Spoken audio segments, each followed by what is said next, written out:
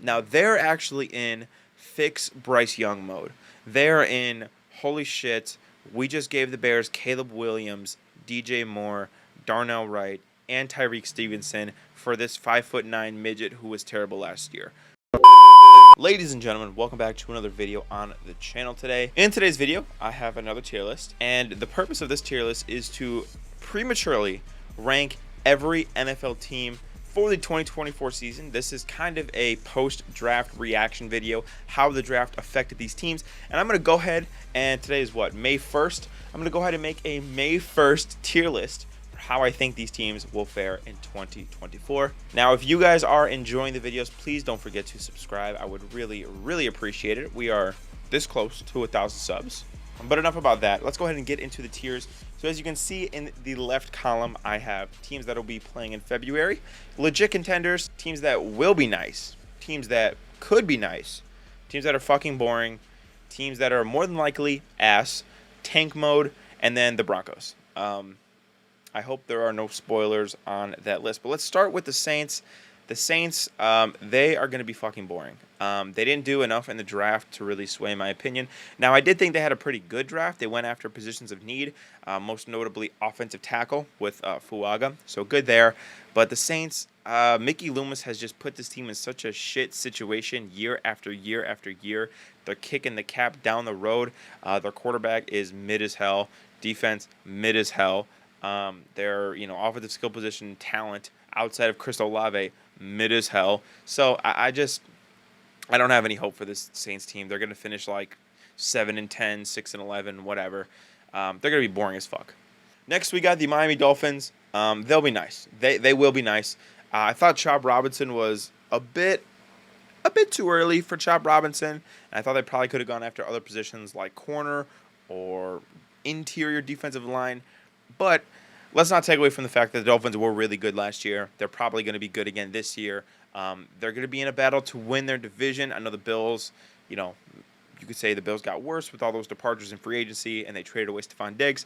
They will be in contention to win the AFC East. They will be a playoff team. They will win 10 or more games this year. They'll be nice. They will be nice.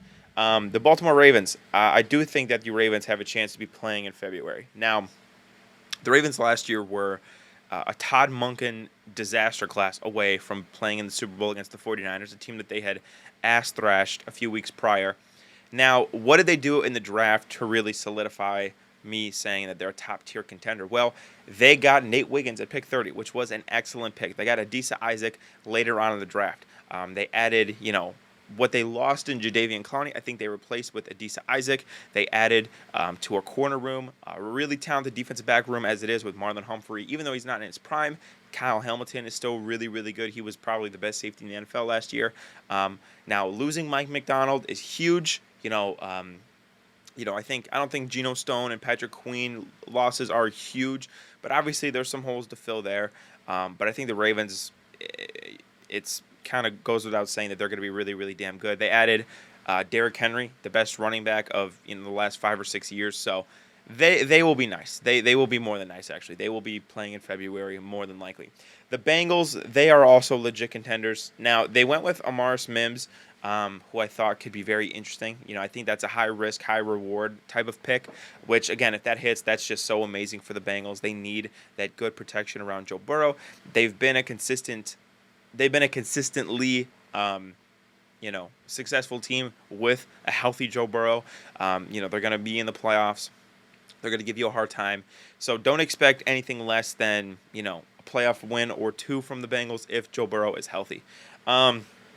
Next, we have the Denver Broncos. I'm going to put them in the Broncos. Nothing about the Broncos excites me. I think Sean Payton has lost his fastball a little bit. Their GM is terrible. They now are going to have Bo Nix as their starting quarterback, who I did not like in the draft at all. Their draft was not very good. They lost key pieces on offense. The other key pieces that they have are getting older. Their defense is not very good. There's just not a lot to like on this Broncos team. Again, if you're a Broncos fan, I'm sorry. The Seahawks really crippled your franchise, and for that I apologize. But it's going to be rough sailing in 2024. I promise you that. The Giants, they're more than likely going to be ass. Like, There's a small glimmer of hope that maybe Daniel Jones kind of finds his sauce from 2022. Maybe Brian Dable goes back to being boy genius. The acronym, not the band. I'm sorry, not the acronym. The phrase, not the band. But I think it's few and far between. Maybe you can squint your eyes and tilt your head and say, well, Malik Neighbors can change this offense the way Jamar Chase changed the Bengals offense back in 2021. Going from one of the least explosive to one of the most explosive. You probably need a Joe Burrow to do that alongside you, so I kind of doubt that. Again, they lost Saquon Barkley, their best player over the last half decade. They lost Xavier McKinney to the Packers, unfortunately, so they lost their best offensive and best defensive player. I think Malik Neighbors is a nice pick, don't get me wrong, but to me, the Giants are more than likely going to be pretty bad next year, and their division is good, so whatever. The Vikings, listen, I don't want to say that they're boring. I don't want to say that they're nice. I think that they're more than likely ass. Now hear me out. I can hear you Minnesota fans, typing away on your keyboard. Jake, by the way, if you're watching this, shout out. The Vikings probably are going to be ass because I don't think J.J. McCarthy is ready to start year one. I don't think he's very good regardless, but I'm very certain of the fact that he will probably not be a quality starting quarterback year one. And then you're like, well, if it's not J.J., then it'll be Sam Darnold. Come on now, right? I will say they are kind of a tier above all of these other teams in most likely ass. And you know what? Maybe it's not fair to put them in most likely ass. Maybe. So I've made the executive decision to give them their own tier on the tiers because they're not good enough to be nice. They're not bad enough to be ass. They're not boring, that's for sure. What are they? They're kind of in this weird middle ground where I don't think they're a playoff team. They're definitely not a team that's going to tank. Their coach is way too good, I think, to be a failure this year. But also, I don't like their quarterback situation. Their defense is okay. I did like the Dallas Turner pick at pick 17, so I'll kind of just call it a day. I'll give the Vikings their own tier list so that you Minnesota Vikings fans can delete your hateful comments. All right, let's go with the Rams. The Rams could be nice this year. I think they're probably teetering on will be nice, but there's a few caveats. There's a few more if this doesn't go their way, they might not be nice. First of all, I don't think their defense is very good at all.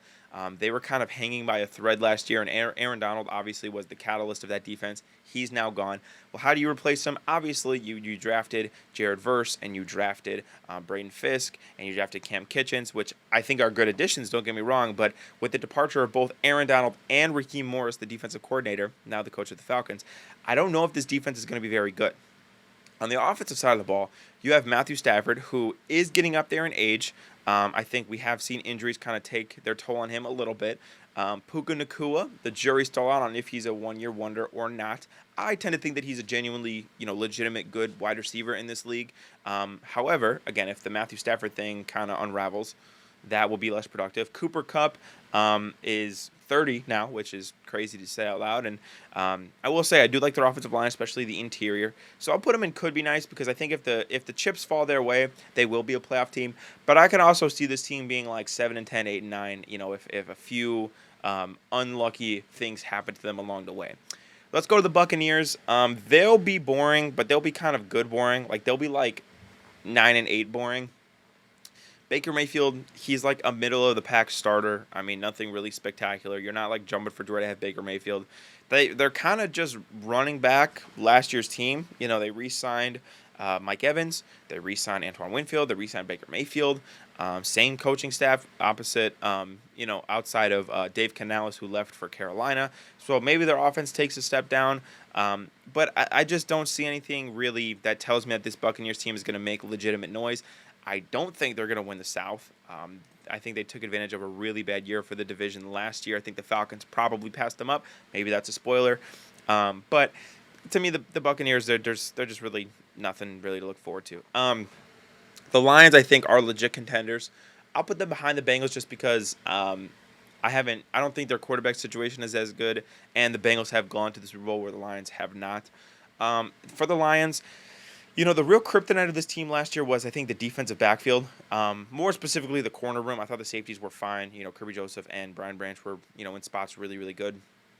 But their corner room was garbage. Well, what do? They traded up. They got Terron Arnold. They got Enos Rackshaw later on in the draft. So they clearly recognized the need, and they've addressed that need with major draft capital. I like what they've done. I think, they got to run it back. They got Ben Johnson back, which was the one of the biggest coaching decisions in the entire offseason was him staying in Detroit. Now, you probably only have him for another year or two, but honestly, I think that, you got to make good on this year. Get Jahmyr Gibbs, get Amon-Ra St. Brown, get Sam Laporta cooking once again. This line seems going to be really dangerous, which is kind of crazy to say out loud. But the Bears, speaking of teams that are crazy to say out loud, the Bears could be nice. Now, in my last tier list, I put them a little bit lower. We all knew they were going to take Caleb Williams, but it hadn't happened yet, so, I couldn't count my eggs before they hatched. Not only did they get Caleb Williams, though, is they also got Rome Odunze, which I thought was best case scenario for the Bears at 1 and 9. Later on in the draft, they also drafted a tackle who I think could play. Maybe if he's going to be in a position battle for Braxton Jones. But the Bears very well could be nice. There is not a far-fetched reality where the Bears are like 9 and 8, 10 and 7 if Caleb Williams is that fucking guy right away. Now, he might not be, and that's totally okay. That doesn't mean he's a bust or whatever. But if Caleb Williams, with Keenan Allen, DJ Moore, and Rome Odunze, that's a great receiving trio. DeAndre Swift is a pretty good running back. He's a playmaker. The offensive line is not atrocious, which is more than you could say for the Justin Fields regime.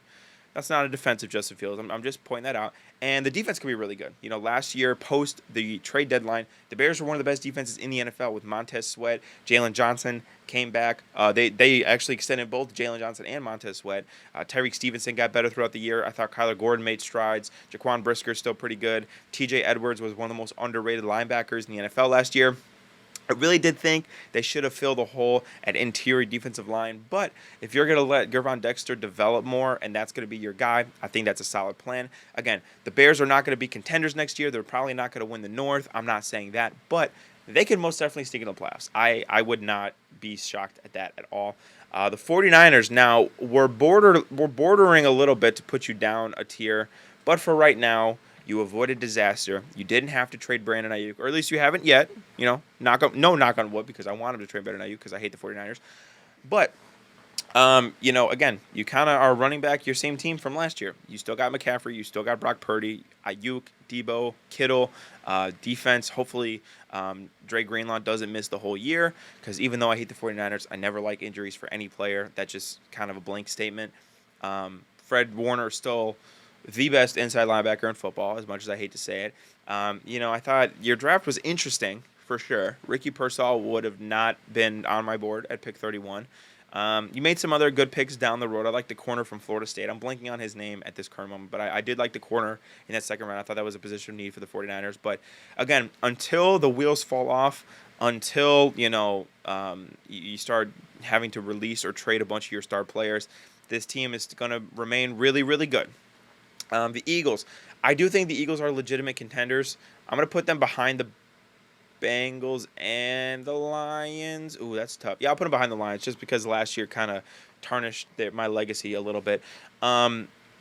See, it's really interesting because in 2022, the Eagles were legitimately the best team in football. They lost the Super Bowl by 3 points. But I think we can all agree, if we took a macrocosm of the whole year, they would have definitely been the best team throughout the entire year. Now, 2023, they were, I think, 10-1 in their first 11 games. It looked like it was going to be a similar thing. They were going to go back to the Super Bowl. And then the wheels, the last 6-7 weeks of the year, fell off the wagon. It was terrible. Their defense was awful. They did not have a playable linebacker. Outside of Darius Slay, it felt like they didn't have a playable corner. It was bad. It was really, really bad. The offense got stale and predictable. It was bad. So what did they do? Well, they got Vic Fangio. They got Kellen Moore coming in as offensive coordinator. And again, they had a hole at corner, and Howie absolutely cooked in the draft. He waited till pick 22 to select Quinyon Mitchell. People did not think he was going to fall that far down the board. And then he traded up in the second round to get Cooper DeJean.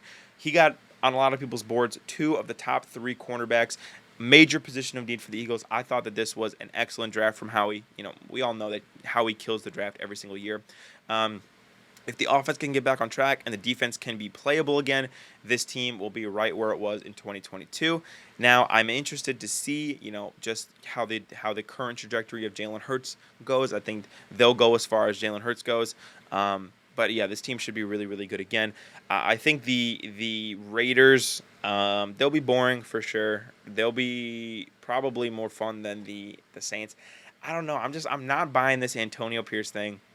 I'm not buying the. I'm not buying them. I'm just not buying them with Gardner Minshew. I'm so sorry. Like they're not. They don't have the firepower. I thought Brock Bowers, great player. I love Brock Bowers. I thought it was a terrible pick. I picked 13. Like first of all, it's a luxury position when you can't afford that luxury. Second of all, you drafted a tight end in the second round last year. Pick name made no sense to me. I could not wrap my head around it. So the Raiders, they'll be bad. They're just bad at quarterback. They're bad, I think, in the defensive backfield. Their D-line will be nasty, so they'll probably stack the quarterback a lot. And their defense, I think, will play nasty, but their offense will be bad. Their defensive backfield will be bad. They're just not good. The Packers will be nice, and I hate to say it because now the North is getting good. Jordan Love made major strides last year. He proved that he can be a franchise quarterback in this league. The weapons, Dontavian Wicks and Romeo Doubs and all those guys, and Musgrave and Kraft, those guys stepped up big last year. Jeff Howley's coming in as the defensive coordinator. That's interesting to me. I don't know if I love that so much. Their draft, I thought was kind of interesting as well. I did not love Jordan Morgan, pick 25. I did like Edgerrin Cooper in the second round, but I did not like Jordan Morgan. But I get, you have to replace David Bakhtiari.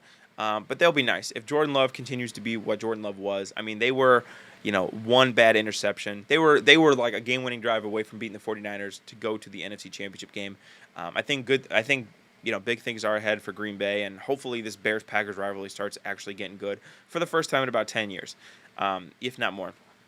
The Commanders, they're definitely going to be ass. Like, they'll be worse than the Giants, I think. Jaden Daniels is set up to fail, unfortunately, because his offensive line is hot garbage, like smoking hot pile of shit garbage. It's not going to be fun. It's not going to be fun for him. His receivers are decent, but that defense is awful as well. I did not love their draft. I thought they overdrafted the shit out of a couple of guys. Benson, not. I liked him. Didn't love him in the second round. Luke McCaffrey in the third round. Did not like. As pointed out by my buddy Patrick Seifer, I thought the value of Johnny Newton was great, but they've invested so much capital into the interior of that defensive line that maybe you can argue that that's bad asset management. They'll be bad. Like, they will be bad. The Cardinals, I think, are also in tank mode. I don't know. Something about the Cardinals tells me that this is Kyler Murray's last year on the saddle. Again, Marvin Harrison is a fantastic pick. Didn't like Darius Robinson at 27, but whatever. They got Max Milton and a couple of other guys. To me, this seems like a final hoorah for Kyler Murray. They're building up pieces, and then next year they're going to be in striking distance for a quarterback. Because, I mean, let's be honest. How many top 5 picks can the Cardinals have and not take a quarterback because of Kyler Murray? You know what I'm saying? So I think it'll be very interesting. They could trade Kyler to one of these quarterback needy teams. That's predicting too far in advance, but whatever. The Steelers, they could be nice. Like, if their quarterback situation is decent, like if Russ or Justin Fields finds it, they could be nice. I kind of doubt it. Mike Tomlin, though, is cursed to never go below 500, so they'll definitely be 9-8. And again, you could say they'll sneak into the playoffs and get their shit rocked by the Chiefs or the Bills or the Ravens or whoever's the 2 seed. But no, they probably will not be nice. They'll probably be a team that's just annoying to play every week because of their defense and because of Mike Tomlin and everything. And again, Justin Fields / Russ will probably give you some good moments. Nothing spectacular, though. I don't think that they're going to really make any noise this year. The Buffalo Bills, I still believe in the Bills. And the reason I still believe in the Bills is because I still believe in Josh Allen. When you have Josh Allen, you just always have a chance. You really do. I really like the Keon Coleman pick. I did not love that they traded down with the fucking Chiefs to give them Xavier. I'm gonna get there. I'm getting really upset, as you can tell, and I'm gonna pipe down for a second because I was about to go on a temper tangent. But no, they had a good draft. Keon Coleman, I thought was a great pick. They got some other guys as well. I think that was the trade for Stephon Diggs. The more I think about it, the more I like it for the Bills. You added a second round pick next year. Keon Coleman realistically could be better this year than Stephon Diggs will be this year coming up. Obviously much cheaper. You also got a second round pick next year for him, and you don't have the headache of Stephon Diggs anymore. So I actually really like the move for the Bills the more that I think about it. And again, you have Josh Allen. Sometimes it's just that simple. The Falcons could definitely be nice. I'll put them right below the Bears because I don't think their defense is that good. Their defense was like 24th in EPA per play last year, I believe. So people are kind of disregarding the fact that their defense is not very good because they were blinded by Jesse Bates and AJ Terrell, which, again, those guys are nice. But I think this Kirk Cousins and Michael Penix thing is really weird. And I think I'll do a later video talking about my full thoughts on it. But I don't like it. I think it just causes a rift in the locker room. It just makes shit awkward. Again, when you're a team that, upon signing Kirk Cousins, were the betting favorite to win your division, you have the 8th overall pick, and you do nothing to help yourself this year, unless Kirk gets hurt. I don't really like that. I'm not a fan of that move. But again, they'll probably win the South. They will probably host a playoff game, and they will probably be the 4th seed. That's my Falcons prediction as of May 1st. Seattle Seahawks, they could be nice. I'm going to put them behind the Falcons, ahead of the Steelers. Listen, this is what I think about the Seahawks, and I'm clearly not biased. It's not like I'm wearing a DK Metcalf jersey, have 2 jerseys in the background, and have helmets. Obviously not. But here's what I'll say. Did the Seahawks have like a sexy draft? No. I think they drafted for positions of need. I think they drafted for the trenches, which is a philosophy of Mike Macdonald, and I really appreciate that. Will the Seahawks be really good in 2024? No, they will not. What they could be, though, is intriguing because if Mike Macdonald comes in and is able to carry over a lot of that success that he had in Baltimore, this Seahawks team will have a brand new identity. And one thing they've lacked in the last 3, 4, 5 years under Pete Carroll was an identity. Are we a power run football team? Are we a chuck it deep football team? Are we a football team that's going to play really good defense? God knows we didn't do that for the last 3, 4 years. But we had no identity. With Mike Macdonald, at the very least, I know he's going to formulate an identity for Seattle. I do worry about Ryan Grubb, first-time NFL coach. He's going to be the offensive coordinator.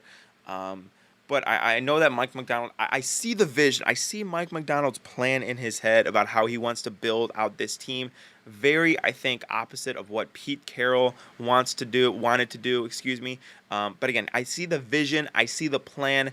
I don't think the plan will come to full fruition in year 1. I think, 2025, 2026 is when the Seahawks start getting into those better team conversations. But they'll be interesting this year. They will be interesting. Patriots, they will also be in tank mode. I feel bad for Drake May because he just does not have anything to work with on the offensive side of the ball. His offensive line is, okay.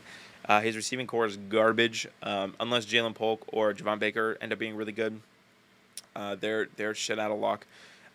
Their defense, their best player is Matthew Judon. Well, their best player is Christian Gonzalez or Matthew Judon. Matthew Judon's old and injured. Christian Gonzalez is coming off a torn ACL last year, I believe. So super tragic, obviously. But this team, again, you're in a really good division. The Jets, the Dolphins, and the Bills could be playoff teams. The Patriots just don't have a lot of talent to work with right now. I'm going to put them in tank mode, and then hopefully they can get a really good receiver next year. The Browns, they'll probably be boring. I'm not going to lie. I was really scarred by what I saw from Deshaun Watson last year. I think that they're in for a really rude awakening about that trade, about that contract, because next year is when his huge cap hit really kicks in and really fucks him over. And yeah, I don't think that they're going to have the cap infrastructure to support a playable, not playable team, but a solid team. Nick Chubb, unfortunately, might not ever be the same. Defense, I think they'll still be good. They'll be boring. They'll be like 9-8, and I don't think they make the playoffs. The Texans, though, they'll be nice. They will most definitely be nice. C.J. Stroud was that dude last year. Again, you went out and got Stephon Diggs. I don't love. You got Joe Mixon.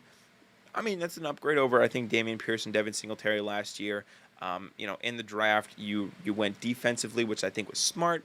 DeMeco Ryans is a defensive coach. But I am so ready to watch this offense evolve to the next step. Similarly to the Lions, they retained their hotshot offensive coordinator, Ben Slowick. But they retained Ben Slowick, and that's probably the best thing they could have done. The Texans will be good. I do think that they will win the South next year, and they will be nice. However, they will not be as nice as the fucking Kansas City Chiefs, who I have to put number one in the tier list. It's quite simple. They have the best player on earth. They have the best coach on earth. They have the top 2 or 3 GM on earth. They're the back-to-back champions, and they just drafted a guy who ran the fastest 40-yard dash ever. Now, I know speed isn't everything, but when you're going to a team like the Chiefs with Mahomes, a guy who is just like such a creative genius in Andy Reid, a guy who's done that with a similar player in Deshaun Jackson, I just think Xavier Worthy is going to be such a hit. I think the Chiefs are going to be very successful again this year. Getting to my next team, the Cowboys. The Cowboys are kind of like the Dolphins of the NFC. They're going to be good, and they'll make the playoffs. They might not win their division just because the Eagles are so good, but they'll make the playoffs. They might even win a playoff game. But when it gets to, at the latest, like the divisional round, they're going to fall apart, and they're not going to be, like, serious threats. Like, I would not bet a penny of my money that they make it even to the NFC Championship game. It's just not happening. It's, you know, this coach and this quarterback have just proven that that's not going to happen. The Cowboys are a consistent regular season champion, but they are never a postseason performer. You saw last year with Green Bay. I mean, they got their shit kicked in 35 seconds into the game. The game was over in the first quarter. I mean, that's against the Packers. No offense to the Packers, but it's not like we're talking about the Chiefs. You know what I'm saying? You're down 28 to the Chiefs. I get it. Mahomes going Mahomes. But I don't know. Dallas Cowboys are not that team. The Chargers, they could also be nice. I'm going to put them above the Rams. New coach, Jim Harbaugh, I think he's going to make a huge impression on this team. You got, Justin Herbert coming back. You got a really good offensive line all of a sudden. You got Ladd McConkey, who I love in the second round because that white boy can run. I love it. He's representing us so well. Cooper DeJean is as well. I got to throw that out there. But no, they'll be nice. Justin Herbert's a great quarterback. The problem is they got to play the Chiefs twice a year. Sucks. They will probably make the playoffs. I will say they'll make the playoffs. The Jets, they'll be nice, probably. They could be nice. If Aaron Rodgers plays like Aaron Rodgers, and, they stay relatively healthy and the defense continues to dominate, they could be nice. They could sneak into the playoffs. The AFC is really good, though, so it's hard. It's, hard to be like, well, there's, 10 teams in the AFC that could make the playoffs. When in the NFC, it's there's probably 7. You probably know the 7 right now in your head. I'm gonna do one thing though. I'm gonna move the Steelers down to boring because they're just boring. I don't know what to say. But yeah, that's the Jets. I mean, don't set the expectations too high because they will always go below those. But the Panthers, they're also in tank mode. Now they're actually in fix Bryce Young mode. They're in holy shit. We just gave the Bears Caleb Williams, DJ Moore, Darnell Wright, and Tyreek Stevenson for this 5'9" midget who was terrible last year. Dave Canales, I will give you all of the money in the world. Please fix him. And he said, all right, I'm going to need you to open up your checkbook. I'm going to need you to give Damian Lewis $53 million. I'm going to need you to give Robert Hunt $100 million. I'm going to go in the first round, draft Xavier Legette, draft Jonathan Brooks, draft Jatavian Sanders, and just go all offense. And truthfully, not the worst game plan in the world. Again, did they overpay for those guards? Yes. Was Xavier Legette probably overdrafted just a little bit? Probably. Jatavian Sanders, Jake Brooks, I can't even say his name. Were they overdrafted? A little bit. But the main objective for the Panthers this year has to be to get an honest evaluation of Bryce Young. Will they be good? No, they will not. Especially with the meddling ownership of David Tepper. They will not be a good football team next year, and I don't think that that's a surprise to anybody. I don't think that's a hot take. I don't think that's going to get me to go viral on Twitter. They are playing for the future. And again, Dave Canales, year one, like I said with Mike McDonald, he wants to build an identity. He talked about it in his press conference. He wants to build an identity for the Panthers, and that is what you should look for if you're a Panthers fan.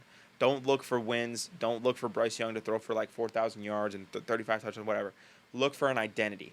Is Bryce Young showing improvement? Is Dave Canales implementing his philosophy in this building? That's what you look for, because 2024 is going to be rough. I'm going to go with the Tennessee Titans, though. They will more likely be they will more than likely be asked. Now I'm going to go. I don't know why this is this way. It should be in this order. The Titans will probably be ass. I don't like what they've done in the offseason. I thought Tony Pollard, $24 million was weird. I thought Calvin Ridley, what did he get, $87 million was weird. I did not like J.C. Latham at 7. Didn't love Brian Callahan as their new head coach. It's just an odd offseason for the Tennessee Titans. I will not lie to you. I don't foresee them being much better. They lost Derrick Henry as well. I don't foresee them being much better than they were last year. In fact, if anything, I think they might lose their identity that they had, with Mike Vrabel, that physical, aggressive football team. I don't know. I just don't see it. I don't see it. Whatever. I'll go kind of speed around here for the last two because I'm getting tired. It's the wee hours of the night, and people in my house are sleeping. Could be nice. I'm going to put the Colts at the tail end, just ahead of the Seahawks. Anthony Richardson is the answer to that question. Is he able to put together a fully healthy year? Is he making the strides and improvement that we think that he can make? Is he running this offense the way Shane Steichen wants the offense to be ran? If the answer to most of those questions is yes, the Colts will be nice. They will be 9-8, 10-7. Did A.D. Mitchell fit well with the offense? That's another key point. I thought they had a good draft. Lotu Latu, A.D. Mitchell being their top two guys. But they could be nice. And then I think the Jaguars, I'm going to put them right ahead of the Colts. Kind of the same vein of, hey, is Trevor Lawrence back to being, the prince who was promised, as Nick Wright says? Did Brian Thomas, was he a good pick for the Jaguars?